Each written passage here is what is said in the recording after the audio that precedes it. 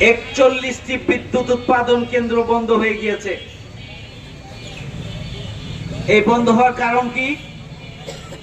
জ্বালানি তেলের অভাব, জ্বালানির অভাব, গ্যাসের অভাব, কয়লার অভাব, অর্থ সংকট এবং সঠিক ব্যবস্থাপনার অভাব।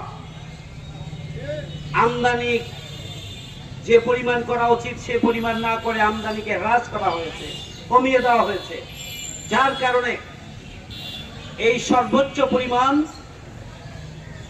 লোডশেডিং গোটা বাংলাদেশে বলা যায় গড়ে 10 থেকে 12 ঘন্টা লোডশেডিং সারা দেশে।